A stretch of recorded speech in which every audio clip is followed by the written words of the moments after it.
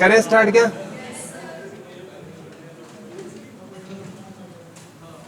Last topic sir Chhotu Ram पढ़ा था ना, पूरा हो गया था।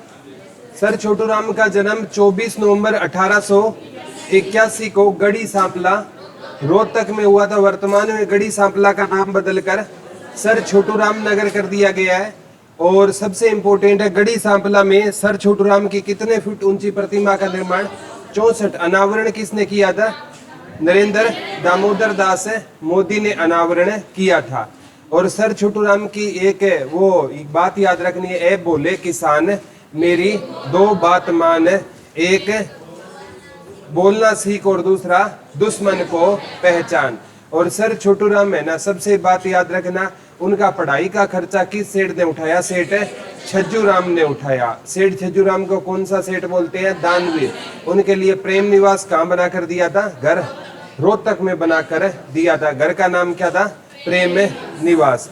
सर छोटू राम है ना, सबसे इंपॉर्टेंट है 1900, देखो मैंने आपको बताया था, सबसे पहले उन्होंने primary education middle school Jhajjar से की थी, +2 की थी क्रिश्चियन स्कूल नई दिल्ली से, और पहली बार छात्रावास में यहाँ पर क्या की थी? हड़ताल की। और फिर सबसे इंपॉर्टेंट है, फिर इन्होंने अपनी जो ग्रेजुएशन किस कॉलेज से की थी? सेंट स्टीफन कॉलेज से अपनी ग्रेजुएशन पूरी की थी। नई दिल्ली का कॉलेज है। 1905 में ना, बाद में ये किस एक राजा था रामपाल सिंह के पास इन्होंने निजी सचिव के रूप में काम किया। और बाद में इन्होंने मतलब 1907 में कौन सा समाचार पत्र आया था इनका?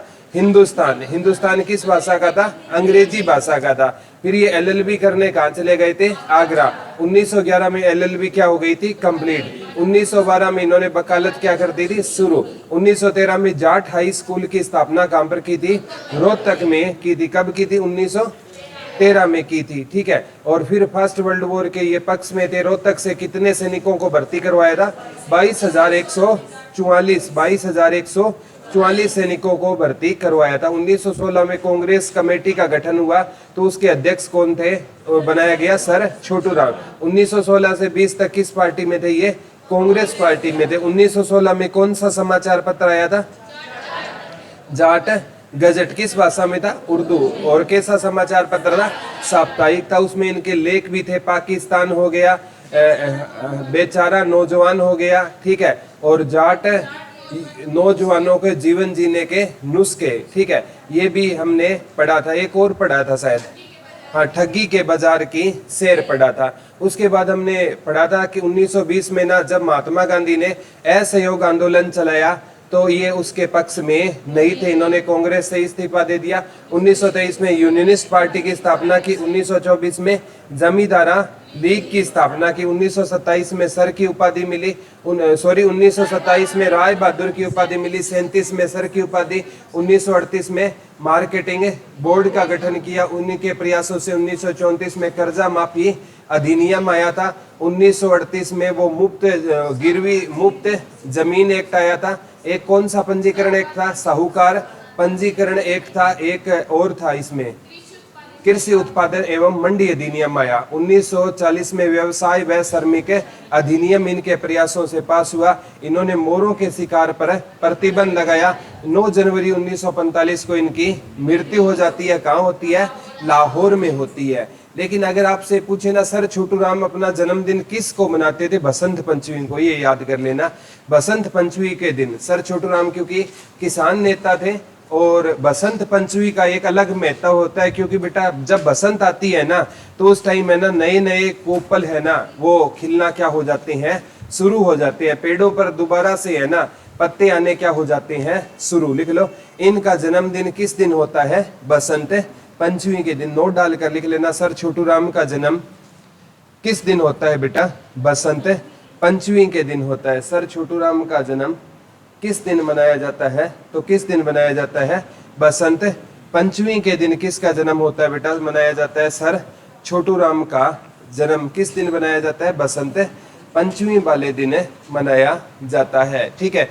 अब बेटा एक ऐसा टॉपिक पढ़ेंगे जहां से क्वेश्चन है एग्जाम में बनते हैं और बच्चों के गलत होते हैं। ठीक है।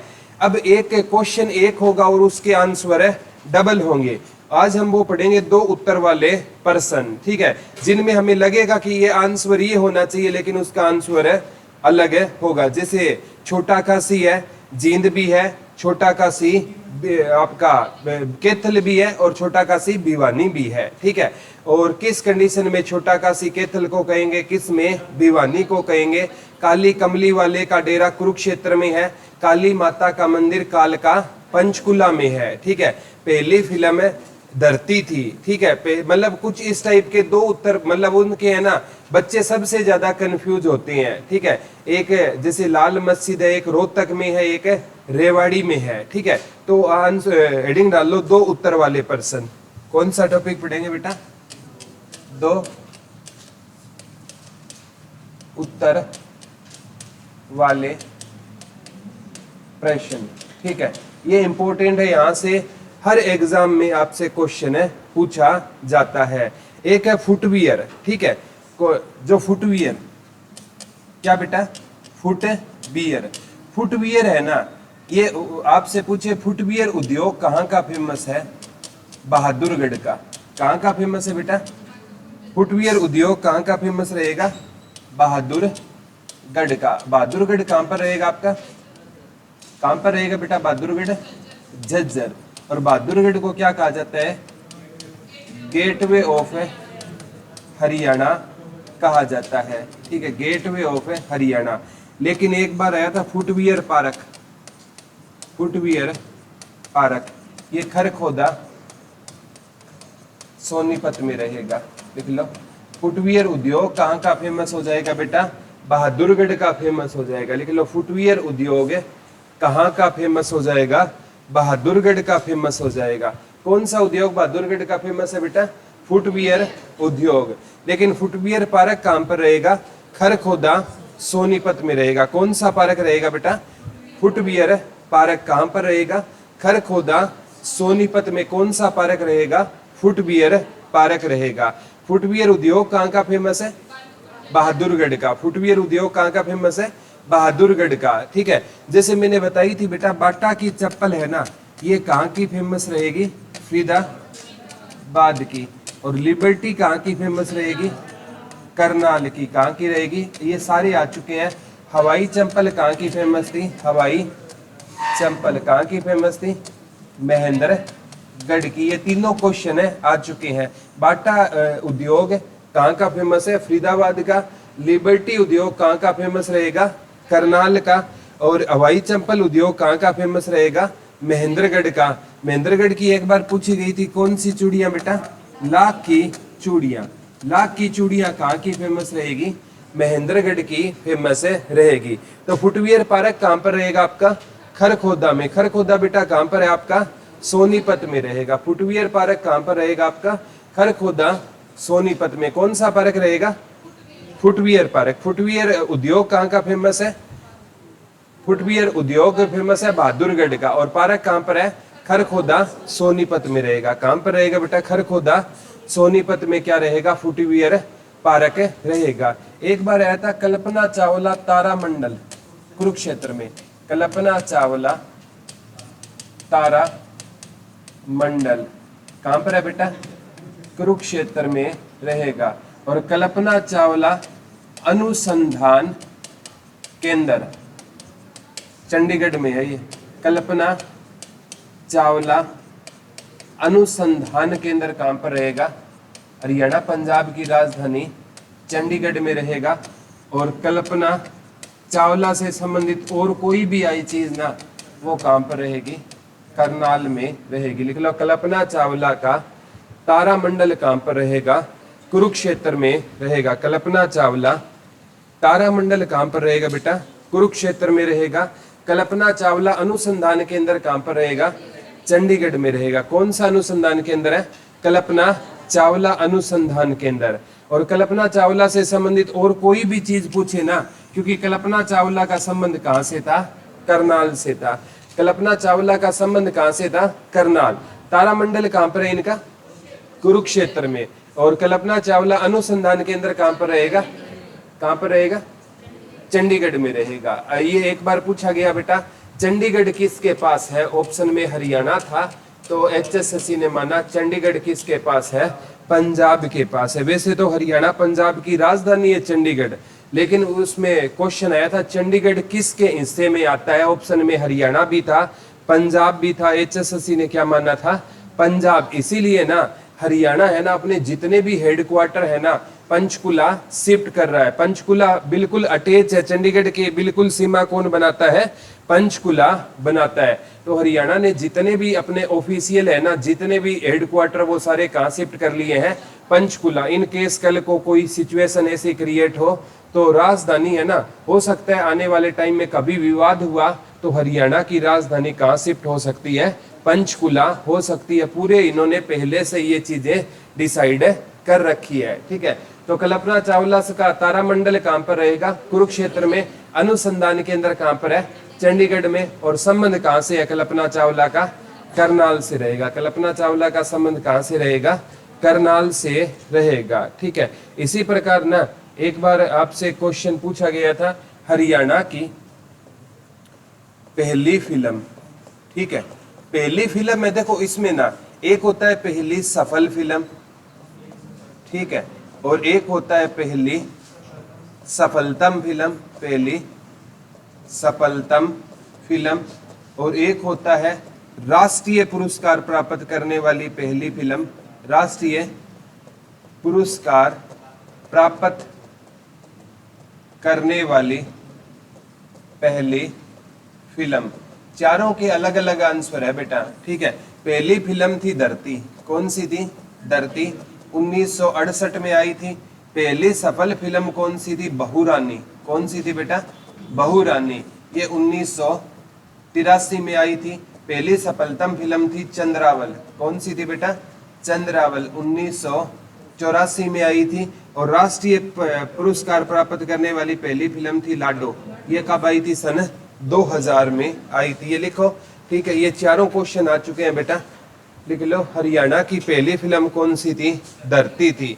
हरियाणा की पहली सफल फिल्म कौन सी थी, बहुरानी। हरियाणा की पहली सफलतम फिल्म कौन सी थी, चंद्रावल। और हरियाणा राष्ट्रीय पुरस्कार प्राप्त करने वाली पहली फिल्म कौन सी थी, कौन सी थी बेटा, लाडो, ठीक है। पहली सफल फिल्म कौन सी थी, पहली सफल फिल्म बहुरानी, ठीक है। पहली फिल्म कौन सी थी, धरती। ये चारों क्वेश्चन आ चुके हैं, चारों ही मोस्ट इंपोर्टेंट में डाल लेना। चारों के चारों क्वेश्चन आ चुके हैं, HSSC ने पूछ लिए हैं। पहली फिल्म कौन सी थी, धरती। सबसे ज्यादा ये क्वेश्चन आया कि हरियाणा की पहली फिल्म कौन सी है, तो हरियाणा की कौन सी रहेगी, पहली फिल्म है धरती थी। ये वैसे कोई फिल्म में नहीं थी, एक शॉर्ट मूवी थी, ठीक है। शॉर्ट मूवी होती है शिक्षाप्रद, कोई छोटी छोटी मूवी होती है ना, तो ये शॉर्ट मूवी थी। वैसे हरियाणा की पहली सफल फिल्म जो रियल में फिल्म थी वो थी हरफुल सिंह जाट जुलानी। कौन सी थी बेटा, हरफुल सिंह जाट जुलानी, 1970 में आई थी। कब आई थी हरफुल सिंह जाट जुलानी, 1970 में आई थी। अगर धरती ऑप्शन में ना होना तो हरियाणा की पहली फिल्म कौन सी हो जाएगी बेटा, हरफुल सिंह जाट जुलानी, लिख लो। इन केस धरती ऑप्शन में ना होना तो हरियाणा की पहली फिल्म कौन सी हो जाएगी, हरफुल सिंह जाट जुलानी। लेकिन HSSC ने कम से कम 7 एग्जामों में यह क्वेश्चन मैंने देखा है, हरियाणा की पहली फिल्म कौन सी है, धरती। कब आई थी, 1968 में। हरफुल सिंह जाट जुलानी 1970 में। सफल फिल्म बहुरानी, क्योंकि 1983 में हमने वर्ल्ड कप जीता था पहली बार, तो 1900 वेस्ट इंडीज को हराकर 60 ओवर का, तो 1983 में वर्ल्ड कप जीता, यानी हमें सफलता मिली ना। तो 1983 में हरियाणा की पहली सफल फिल्म आई थी जिसका नाम क्या था, बहुरानी। और 84 में आई थी चंद्रावल। चंद्रावल है ना, एक होती है सफल, सफल बोलते हैं बेटा हिट फिल्म को। हिट फिल्म वो होती है जो 100 करोड़ का लागत से बने और 125 करोड़ या 150 करोड़ कमा ले या 200 करोड़ कमा ले, उसे हम बोलेंगे हिट फिल्म। क्या मानेंगे, हिट है। और सुपर हिट होती है जो 100 करोड़ में लागत में बने और 1000 करोड़ों में चली जाए, उसे क्या बोलते हैं, सुपर हिट फिल्म बोलते हैं। क्या बोलते हैं बेटा, सुपर हिट बोलते हैं, ठीक है। आजकल जितनी भी ये साउथ की मूवी आ रही है ना, हॉलीवुड पर कब्जा कर लिया है साउथ वाली मूवियों ने, ठीक है। और ये जो हमारा बॉलीवुड है ना, ये हॉलीवुड की क्या कर रहा है, कॉपी कर रहा है, ठीक है। जो भी स्टोरियां उठाई जा रही है वहीं से उठाई जा रही है, ठीक है। तो आप बाहुबली की स्टोरी देख लो, ठीक है। ये जो मतलब पुराने आप है ना, इनकी स्टोरियां जो बॉलीवुड है ना, वो इनकी क्या करते हैं, कॉपी करते हैं, ठीक है। तो ये इंपॉर्टेंट याद कर लेना। पहली सफल फिल्म कौन सी थी? धरती। पहली सफलतम कौन सी थी? चंद्रावल। और राष्ट्रीय पुरस्कार प्राप्त करने वाली कौन सी थी? लाडो। चारों में आंसर पता चला। पहली फिल्म पूछे तो धरती 1968 में, धरती ऑप्शन में ना हो तो अरफुल सिंह जाट जुलानी 1970 में, ठीक है। और पहली सफल फिल्म पूछे तो बहू रानी कब आई थी? 1900। और पहली सफलतम पूछे तो कब आई थी? 1984 में। और राष्ट्रीय पुरस्कार प्राप्त करने वाली कौन सी थी? लाडो। याद हो जाएगा बेटा, वेरी गुड, ठीक है। अब एक बात आती है, एक है मंजी साहिब गुरुद्वारा, मंजी साहिब गुरुद्वारा, ठीक है। एक है गुरुद्वारा, गुरुद्वारा मंजी साहिब, एक है श्री मंजी साहिब, श्री मंजी साहिब गुरुद्वारा। ये तीनों ही अलग अलग है, ठीक है बेटा। दिखने में तीनों एक है ना, मंजी साहिब है, श्री मंजी साहिब है और गुरुद्वारा मंजी साहिब है। ये तीनों ही क्या है, अलग अलग लोकेशन पर है। श्री मंजी साहिब है कैथल में। कहां पर है बेटा? कैथल में। और ये जो मंजी साहिब गुरुद्वारा है ना, अंबाला में है। कहां पर रहेगा? अंबाला में। और ये आपका गुरुद्वारा मंजी साहिब कहां पर है? रोहतक में है। तीनों लिख लो बेटा। श्री मंजी साहिब कहां पर रहेगा? कैथल में। गुरुद्वारा मंजी साहिब कहां पर रहेगा बेटा? रोहतक में। और मंजी साहिब कहां पर रहेगा? अंबाला में रहेगा। और लिख लो सबसे ज्यादा गुरुद्वारे भी कहां पर है? नहीं, सबसे ज्यादा गुरुद्वारे, सबसे ज्यादा गुरुद्वारे अंबाला में है। और गुरुद्वारों का शहर है छोटे भाई कैथल। गुरुद्वारों का शहर कौन सा रहेगा? कैथल रहेगा। सबसे ज्यादा लिख लो गुरुद्वारे कहां पर रहेंगे? अंबाला में रहेंगे। लेकिन गुरुद्वारों का शहर कौन सा रहेगा? कैथल रहेगा। लिख लो सबसे ज्यादा गुरुद्वारे कहां पर रहेंगे? तो बेटा सबसे ज्यादा गुरुद्वारे कहां पर रहेंगे? अंबाला में रहेंगे। लेकिन गुरुद्वारों का शहर कौन सा रहेगा? कैथल को किसका शहर बोलते हैं? गुरुद्वारों का शहर। सबसे ज्यादा गुरुद्वारे है कहां पर? अंबाला में। गुरुद्वारों का शहर कौन सा रहेगा? कैथल का रहेगा। कैथल का एक गुरुद्वारा सबसे ज्यादा आता है, टोपियों वाला गुरुद्वारा, टोपियों वाला गुरुद्वारा। यहाँ पर ना क्या होती है बेटा? रामायण और गुरु ग्रंथ साहिब दोनों का एक साथ पाठ होता है। टोपियों वाला गुरुद्वारा कम से कम 10 एग्जामों में आ गया। लिख लो टोपियों वाला गुरुद्वारा कहां पर रहेगा? कैथल में रहेगा। यहाँ पर रामायण और गुरु ग्रंथ साहिब का एक साथ पाठ होता है। यहाँ पर क्या होता है बेटा? रामायण और गुरु ग्रंथ साहिब का क्या होता है? एक साथ पाठ होता है। किस गुरुद्वारे की बात है बेटा? टोपियों वाला गुरुद्वारा कहां पर रहेगा? कैथल में रहेगा। अब देखो, ये देखो मंजी, ठीक है। मंजी साहिब कहां पर है? अंबाला। याद कैसे करोगे? मंजी, मंजी पर बैठकर हम क्या खाएंगे? आम खाएंगे, ठीक है। एक बार आया था माता अंबा देवी, ठीक है। अंबा देवी, माता अंबा देवी का मंदिर कहां पर है? अंबाला में। तो मंजी पर बैठकर हम क्या खाएंगे? आम खाएंगे, ठीक है। अब आप कहोगे सर हम तो केला खाएंगे, मना किसी को नहीं है, ठीक है। आम याद करोगे एक नंबर पक्का हो जाएगा, ठीक है। और आपकी ट्रेनिंग पर चले जाओगे जॉब वाली में, ठीक है। मंजी पर बैठकर क्या खाएंगे? आम खाएंगे। और जो हमारा सच्चा गुरु होगा ना, वो अपने शिष्य को कभी क्या करने नहीं देगा? रोने नहीं देगा। जो सच्चा गुरु है ना, वो शिष्य को क्या करने नहीं देगा बेटा? रोने नहीं देगा। और श्री का प्रयोग कहां पर किया जाता है?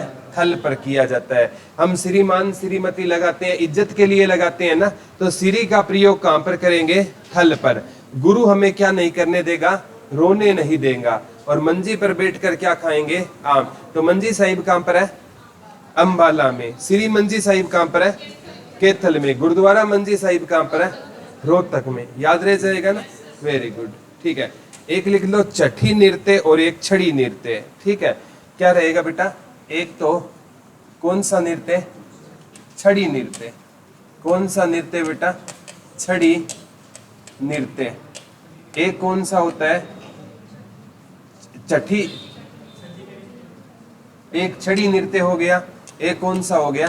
छठी नृत्य हो गया। ठीक है, छड़ी नृत्य किया जाता है गोगा नवमी पे। कब किया जाता है बेटा? गोगा नवमी पे कौन सा नृत्य किया जाता है? छड़ी नृत्य किया जाता है।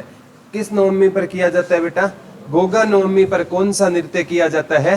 छड़ी नृत्य किया जाता है। और गोगा जी का पूरा नाम था बेटा जहारवीर। क्या था? जहारवीर गोगा जी। ठीक है, इनकी माता का नाम है ना बादछल माता होता था। क्या होता था? बादछल माँ इनका माता का नाम होता था। और अगर पूछे ना गोगा जी के गुरु कौन थे? गुरु गोरखनाथ जी। और गुरु गोरखनाथ जी के जो गुरु थे ना, गुरु मच्छंदर नाथ जी, इनके क्या होते थे? गुरु होते थे। ठीक है, लेकिन ना गुरु गोरख, आप कभी भी देख लेना बेटा, आप गुरु गोरखनाथ की कोई प्रतिमा देखोगे ना, ठीक है, तो उसमें मच्छंदर नाथ है ना, गुरु गोरखनाथ ऊपर बैठे मिलेंगे और मच्छंदर नाथ है नीचे बैठे मिलेंगे। ठीक है, ये मतलब गुरु परंपरा में ये इनका कोई इतिहास था। अदरवाइज है ना, गुरु हमेशा कहाँ पर होता है? ऊपर होता है। गुरु का स्थान हमेशा क्या होता है?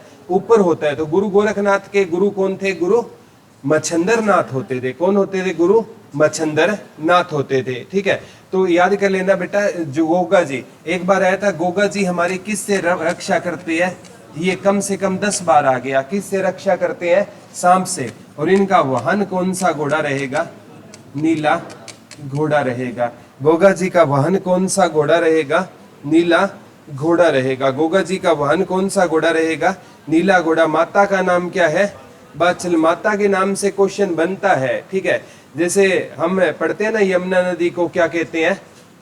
सूर्य पुत्री, छाया पुत्री, यमराज की बहन, काली गंगा। ठीक है, और क्या बोलते हैं? शनि महाराज की बहन। किसको बोलते हैं?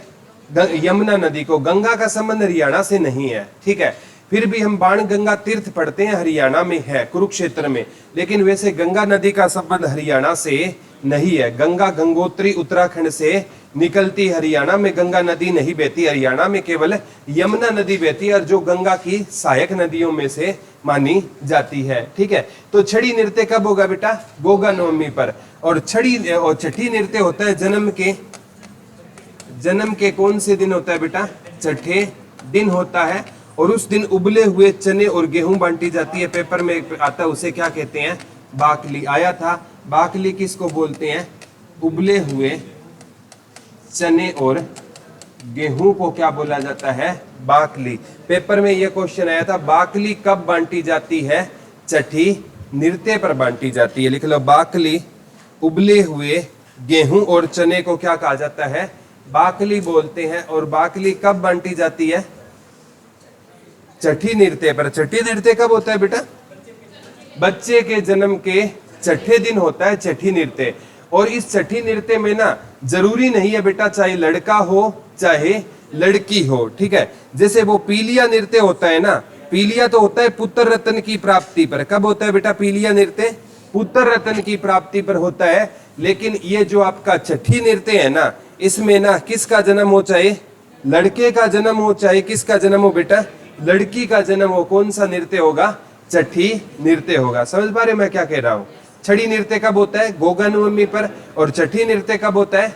जन्म के छठे दिन। ऐसा माना जाता है बेटा, जो छठी वाली है ना, जो अपने जो कपड़े होते हैं ना, वो बड़े शुभ माने जाते हैं। और कोई भी अच्छे काम पर जाते हैं ना, तो वो कपड़े अगर हम साथ लेकर जाए ना, तो वो हमारा काम बहुत है अच्छा होता है, बड़े शुभ माने जाते हैं वो छठी वाले कपड़े दोबारा बच्चे को नहीं पहनाए जाते। ठीक है, क्योंकि उस दिन बच्चे का कई हमारे परंपरा में नामकरण कर लो, वैसे होता है। बे माता आती है, कहती है, बच्चे का क्या लिखती है? लेख लिखती है। बच्चे के सिराने पर हम दवात और कलम वगैरह रखते हैं। ठीक है, ऐसी मान्यता होती है। ठीक है, तो याद रह जाएगा ना? ठीक है, वेरी गुड। एक तो चट्टी नृत्य होता है और एक कौन सा होता है, छड़ी नृत्य होता है। कौन सा, एक चट्टी और एक है छड़ी। उसी प्रकार एक खोड़िया और एक खेड़ा होता है, खोड़िया नृत्य, खोड़िया नृत्य। और एक कौन सा होता है बेटा, खेड़ा नृत्य होता है। खोड़िया है ना, ये खुशी का प्रतीक है और खेड़ा दुख का प्रतीक है। खोड़िया होता है विवाह के समय और खेड़ा होता है बुजुर्ग की मृत्यु के समय। किसकी मृत्यु के टाइम में बेटा, बुजुर्ग की मृत्यु के टाइम में कौन सा नृत्य होता है, खेड़ा। देखने में सेम लग रही है लेकिन अलग है। एक तो कौन सा नृत्य होता है बेटा, खोड़िया, और एक कौन सा नृत्य होता है, खेड़ा। ठीक है, कौन कौन से दो नृत्य है बेटा, एक तो खोड़िया हो गया और एक क्या हो गया, खेड़ा। खोड़िया कब होगा, खुशी में, विवाह के टाइम पर, और खेड़ा कब होता है, दुख में। ठीक है, जब किसकी मृत्यु हो जाए घर में, बुजुर्ग की। आपने ये नृत्य देखे जरूर है बेटा, कभी भी देख लेना। कोई बुजुर्ग 80 साल से ज्यादा उम्र में कोई एक्सपायर होता है ना, तो उसके घर भजन गाए जाते हैं। क्या गाए जाते हैं, शाम को भजन गाए जाते हैं। और तो वो भजन होते हैं ना, तो समझ लेना कौन सा नृत्य चल रहा है बेटा, खेड़ा नृत्य। कौन सा नृत्य चल रहा है, खेड़ा नृत्य चल रहा होता है। ठीक है, खेड़ा है दुख का प्रतीक होता है। मतलब एक सिंपल सी बात बताता हूं, आप कितने भी बुजुर्ग हो जाए, कोई भी इंसान कितना भी बूढ़ा हो जाए, उसके मम्मी पापा जाएंगे ना तो उसको दुख जरूर होगा। तो ये किसका प्रतीक होता है, दुख का होता है। खोड़िया किसका होता है, खुशी का प्रतीक होता है। खोड़िया नृत्य तब होता है जब है ना, मतलब लड़के या घर के सारे पुरुष है ना, लड़की को बिहाने के लिए चले जाते हैं, तो पीछे जो महिलाएं बच जाती है ना, तो वो क्या करती है, एक लड़की दूल्हे का रोल प्ले करती है और एक लड़की दुल्हन का रोल प्ले करती है। आपस में वो शादी करती है। ठीक है, ऐसे मतलब पता मेरे को भी नहीं है एग्जैक्ट क्या होता है ये। ठीक है, लेकिन पढ़ाने के लिए इतना पढ़ना पड़ता है। ठीक है, कहीं सोचो सर आपने कब देखा था, देखा मैंने भी नहीं है। ठीक है, लेकिन आजकल तो ये नृत्य वैसे लड़कियों ने सुन रखा होगा, ये ऐसा नृत्य होता है। ठीक है, अब क्या होता है कि पहले क्या होता था, लड़कियों को शादी में नहीं, बारात में नहीं ले जाया जाता था। ठीक है, अब भैया लड़के जाए ना जाए, लेकिन लड़कियां मैडम बारात में पक्की जाएगी। ठीक है, और घर का काम है ना, बोला दूध वगैरह निकाल लेना, खुद निकालते रहना। ठीक है, पहले का सिस्टम तो अगर लड़कियां बारात में या मैडम बारात में जाना अगर शुरू कर दिया है, तो ये नृत्य भी डायनासोर हो गया है। ठीक है, अब नृत्य करेगा कौन, पीछे महिलाएं बचेगी तभी तो नृत्य होगा ना। महिलाएं चली जाती है कहां पर है, बारात में। पहले है ना, आज से आप पुराने टाइम में चले जाओ बेटा, महिलाएं कभी भी बारात में नहीं जाया करती थी। और आजकल तो ये ट्रेंड है, महिलाएं बारात में पक्का जाती है, तो जाएगी तो ये नृत्य होगा नहीं। ठीक है, तो एक होता है खोड़िया और एक होता है बेटा, समझ गए दोनों। देखो खेड़ा, खेड़ा ये छोटा शब्द है, खोड़िया बड़ा।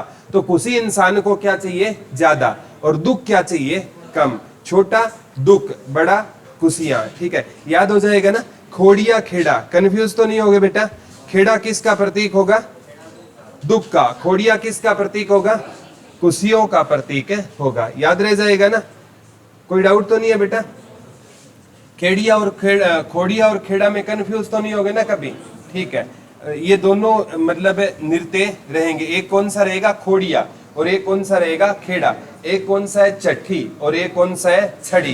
दोनों में कभी कंफ्यूज नहीं होगे ना, वेरी गुड। ठीक है, एक लिख लो, बाबा काली कमली वाले का डेरा। बाबा काली कमली वाले का डेरा कुरुक्षेत्र में है,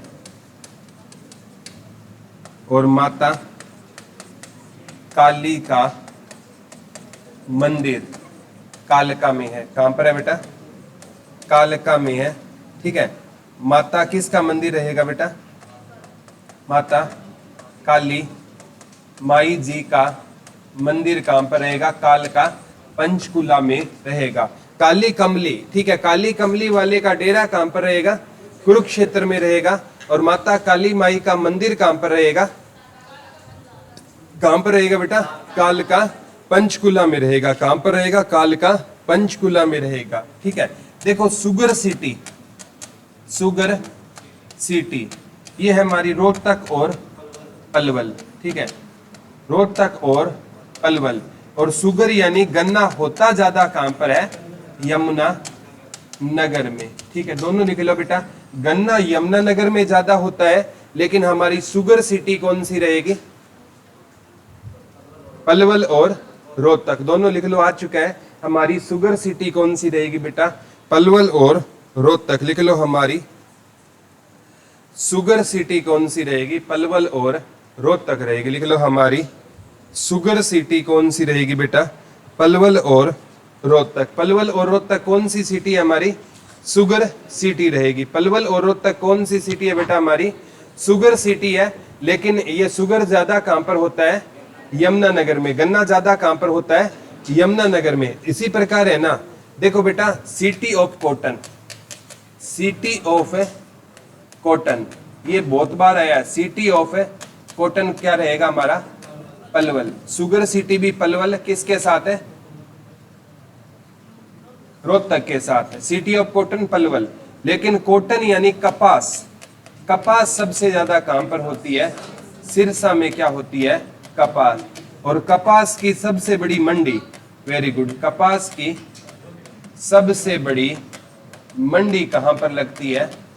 रोहतक में लगती है। तीनों लिख लो। सिटी ऑफ कॉटन तो रहेगा हमारा पलवल। लिख लो, सिटी ऑफ कॉटन कौन सा रहेगा हमारा? पलवल रहेगा। लिख लो, सिटी ऑफ कॉटन कौन सा रहेगा? सिटी ऑफ कॉटन कौन सा रहेगा हमारा बेटा? पलवल रहेगा। सिटी ऑफ कॉटन कौन सा रहेगा? पलवल रहेगा। लिख लो, सिटी ऑफ कॉटन कौन सा रहेगा हमारा? पलवल रहेगा। सिटी ऑफ कॉटन किसे कहते हैं? पलवल को क्या कहते हैं बेटा? सिटी ऑफ कॉटन कहते हैं। किसको कहते हैं पलवल को? City of cotton. किसको कहते हैं? और कॉटन है कहां पर ज्यादा? सिरसा में कॉटन क्या रहेगी? ज्यादा रहेगी। ठीक है। और आपसे पूछा जाए कपास की सबसे बड़ी मंडी कहां पर लगती है? रोहतक में। कपास की क्या लगती है? सबसे बड़ी मंडी लगती है। और एशिया की सबसे बड़ी सोरी मार्केट भी रोहतक में है। लिख लो, एशिया की सबसे बड़ी सोरी मार्केट, एशिया की सबसे बड़ी सोरी मार्केट भी कहां पर रहेगी? रोहतक में रहेगी। लिख लो, एशिया की सबसे बड़ी सोरी मार्केट भी कहां पर रहेगी? रोहतक में रहेगी। एशिया की सबसे बड़ी सोरी मार्केट भी कहां पर रहेगी? रोहतक में रहेगी। एशिया की सबसे बड़ी सोरी मार्केट भी कहां पर रहेगी? रोहतक में। कौन सी मार्केट है बेटा? एशिया की सबसे बड़ी सोरी मार्केट कहां पर है? रोहतक में। होलसेल की सबसे बड़ी मार्केट कहां पर रहेगी? रोहतक में रहेगी। एशिया की सबसे बड़ी सोरी मार्केट कहां पर है? रोहतक में रहेगी। होलसेल की ना बेटा, एशिया की क्या मानी जाती है? सबसे बड़ी मार्केट मानी जाती है। पहले ना, पहले हमारा एक दूरदर्शन केंद्र होता था। कहां पर? दूरदर्शन केंद्र कहां पर होता था? इंसार। अब ये हो गया है चंडीगढ़ में। लेकिन दूरदर्शन रिले केंद्र, दूरदर्शन रिले केंद्र ये फिरोजपुर जिरका में है। फिरोजपुर जिरका कहां पर है बेटा? फिरोजपुर जिरका, मेवात में। लिख लो, दूरदर्शन रिले केंद्र।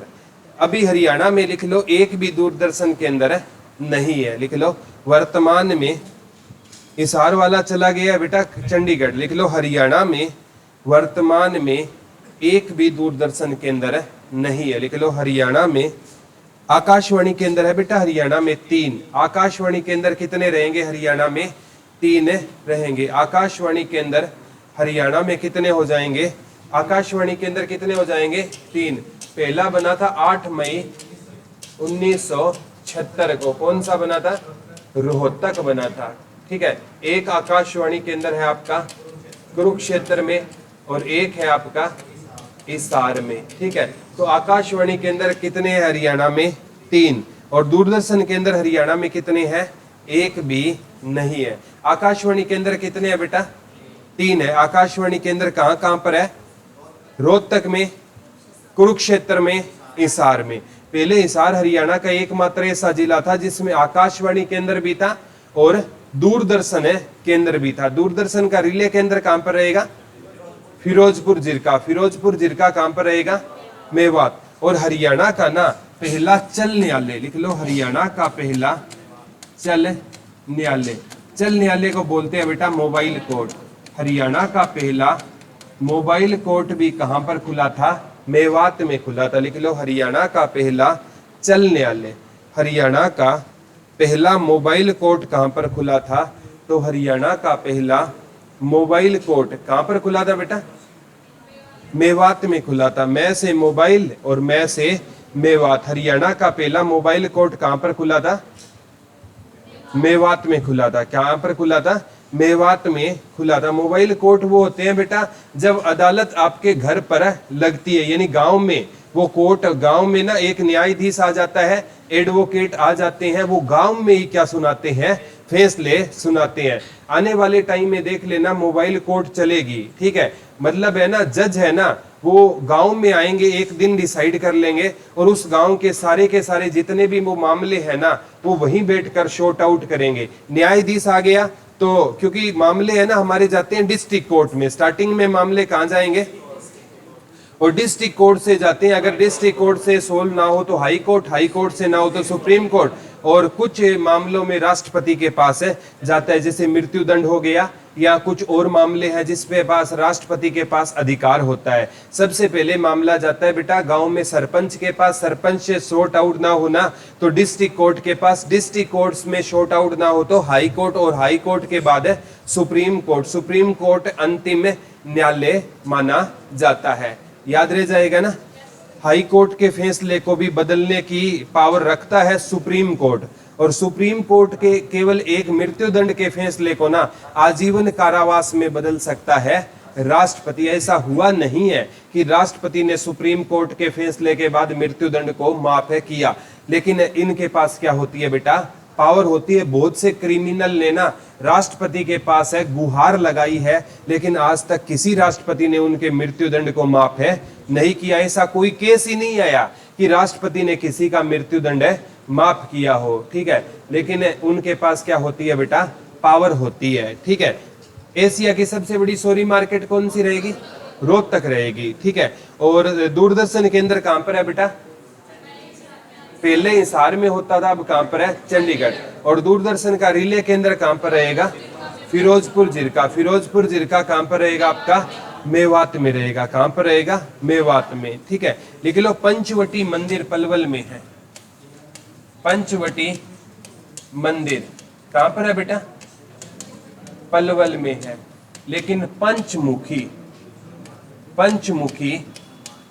हनुमान मंदिर जगाधरी कहां पर है बेटा? जगाधरी यमुना नगर में। लिख लो पंचवटी मंदिर रहेगा पलवल में, और पंचमुखी हनुमान मंदिर। लिख लो पंचवटी मंदिर कहां पर है? पलवल में रहेगा। पंचवटी मंदिर कहां पर रहेगा? पलवल में रहेगा। लिख लो पंचवटी मंदिर। आया था बेटा, डबल अंडरलाइन करके लिख लो पंचवटी मंदिर कहां पर रहेगा? पलवल में रहेगा। पंचवटी मंदिर कहां पर रहेगा?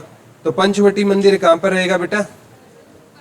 पलवल में। और पंचमुखी हनुमान मंदिर जगाधरी यमुनानगर में रहेगा। और एक बार ये पूछा गया था चिट्टा मंदिर, ये मैंने आपको जब मंदिर करवाया था तो करवाया था, चिट्टा मंदिर भी कहां पर रहेगा आपका? यमुनानगर में। एकमात्र हनुमान जी का मंदिर है जो किसका बना हुआ है? सफेद पत्थरों का बना हुआ है। चिट्टा मंदिर, चिट्टा मंदिर कहां पर है बेटा? जगाधरी यमुनानगर। हरियाणा में एकमात्र ऐसा मंदिर है जिसमें ना हनुमान जी की फोटो क्या है? सफेद हनुमान जी की प्रतिमा बनी हुई है। सफेद हनुमान जी की क्या है बेटा? इसमें जो हनुमान जी की फोटो है ना वो क्या है? सफेद। वैसे आप देखोगे कोई भी ऐसा मंदिर हनुमान जी का आपको नहीं मिलेगा जिसमें हनुमान जी की प्रतिमा लाल रंग की ना हो। आप सालासर मंदिर में जाओगे वहां भी हनुमान जी की जो फोटो है ना उसमें लाल कलर है, ठीक है। तो वहां तो साक्षात कहते हैं हनुमान जी ने अवतार लिया था, और बाद में अलग अलग जगह मंदिर बनते हैं, ठीक है। एक होता है बेटा निज मंदिर, एक होता है, ठीक है। निज मंदिर क्या होता है? केवल एक होता है, और उसके बाद उस मंदिर की शाखाएं होती है। जैसे खाटू श्याम जी का मंदिर तो एक है, सीकर राजस्थान में एक ही मंदिर है ना, ठीक है। और अलग अलग आप गांव में भी खाटू श्याम जी के मंदिर वो होती है शाखाएं, ठीक है। तो जैसे बाबा रामदेव जी का जो मंदिर है ना, ठीक है, वो रामदेवरा में है। कहां पर है बेटा? हरियाणा में तो है, कागदाना सिरसा में। वो सबसे प्राचीन मंदिर है हरियाणा में। 1811 में बना था कागदाना वाला मंदिर। बहुत प्राचीन मंदिर है, 19वीं शताब्दी का मंदिर है हरियाणा का ना। हरियाणा का सबसे पुराना मंदिर नहीं है, लेकिन वैसे हरियाणा का सबसे पुराना मंदिर मिला है तोसाम भिवानी से। मैंने बताया था विष्णु मंदिर, विष्णु, लेकिन ये 1811 का मंदिर है ना, कागदाना, ठीक है। ये बाबा रामदेव जी का क्या है?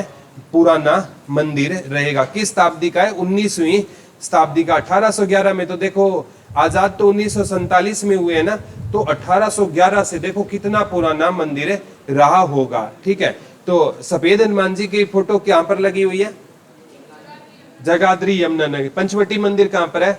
और पंचमुखी हनुमान मंदिर कहां पर रहेगा? जगाधरी यमुनानगर में रहेगा। कहां पर रहेगा बेटा? जगाधरी यमुनानगर में रहेगा। एक सती का तालाब भी होटल पलवल में, ये भी आ चुका है। सती का तालाब कहां पर है बेटा? होटल पलवल। एक बार द्रौपदी घाट आया था, ये भी पलवल में। द्रौपदी घाट आया था, कहां पर रहेगा? पलवल में रहेगा। लिख लो सती का तालाब, द्रौपदी घाट लिख लो। सती का तालाब और द्रौपदी घाट लिख लो। सती का तालाब भी कहां पर रहेगा? पलवल में। हाँ, सती का तालाब भी पलवल में रहेगा। द्रौपदी घाट भी कहां पर रहेगा? पलवल में रहेगा। जैसे आपको बताया था बेटा, औद्योगिक नगरी कौन सी है हमारी? औद्योगिक, एक बिहार है गुरुग्राम, और औद्योगिक नगरी लिख लो फरीदाबाद। ये दोनों लिख लो बेटा। औद्योगिक बिहार गुरुग्राम है और औद्योगिक नगरी फरीदाबाद। औद्योगिक बिहार कहां पर रहेगा? गुरुग्राम में।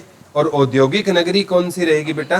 फरीदाबाद में रहेगी। दोनों लिख लो, औद्योगिक बिहार फरीदाबाद, और औद्योगिक बिहार गुरुग्राम, और औद्योगिक नगरी कौन सी रहेगी? फरीदाबाद रहेगी, ठीक है। एक बार आया था education city Sonipat, education hub Rohtak. Education hub कहां पर है? रोहतक में। और एजुकेशन सिटी ये कहां पर है? सोनीपत में। दोनों लिख लो। एजुकेशन हब रोहतक में है और एजुकेशन सिटी सोनीपत में। एजुकेशन हब कौन सा रहेगा हमारा? रोहतक रहेगा। और एजुकेशन सिटी कौन सी रहेगी? सोनीपत रहेगी। एजुकेशन सिटी कौन सी रहेगी? सोनीपत रहेगी। और एजुकेशन हब कौन सा रहेगा हमारा? रोहतक रहेगा। एजुकेशन सिटी कौन सी रहेगी बेटा? सोनीपत में रहेगी। एजुकेशन हब कौन सा रहेगा हमारा? रोहतक। दोनों क्वेश्चन आ चुके हैं। एजुकेशन हब कौन सा रहेगा हमारा? रोहतक। एजुकेशन सिटी कौन सी रहेगी हमारी? सोनीपत। और रोहतक की दो मस्जिद पूछी जाती है बेटा, एक तो दीनी मस्जिद और शीशो वाली मस्जिद। लिख लो, दीनी मस्जिद और शीशो वाली मस्जिद। दोनों कहां पर है? रोहतक में। दोनों आ गई है बेटा, शीशो वाली मस्जिद और दीनी मस्जिद। लिख लो, शीशो वाली मस्जिद। शीशो वाली मस्जिद से यह क्वेश्चन आया था, हरियाणा की ऐसी कौन सी मस्जिद है जिसका प्रवेश द्वार संगमरमर का बना हुआ है? शीशो वाली मस्जिद। लिख लो, शीशो वाली मस्जिद का जो प्रवेश द्वार किसका बना हुआ है बेटा? संगमरमर का। ये क्वेश्चन आ चुका है। शीशो वाली मस्जिद का प्रवेश द्वार किसका बना हुआ है? तो शीशो वाली मस्जिद का जो प्रवेश द्वार है बेटा किसका बना हुआ है? संगमरमर का बना हुआ है। शीशो वाली मस्जिद का प्रवेश द्वार किसका बना हुआ है? संगमरमर का। और दीनी मस्जिद है ना, वहां पर पहले जैन मंदिर होता था। लिख लो, जहां पर ये भी आया है दीनी मस्जिद है ना, ये कहते हैं इसका निर्माण औरंगजेब ने करवाया। और यहाँ पर पहले क्या होता था? जैन मंदिर होता था। लिख लो, जहां पर दीनी मस्जिद है, जहां पर आज दीनी मस्जिद है, वहां पर पुराने समय में क्या हुआ करता था? जैन मंदिर हुआ करता था। लिख लो, जहां पर आज दीनी मस्जिद है, पुराने समय में वहां पर कौन सा मंदिर हुआ करता था बेटा? जैन मंदिर। कई किताबें दिखाती है यहाँ पर हनुमान जी का मंदिर है था।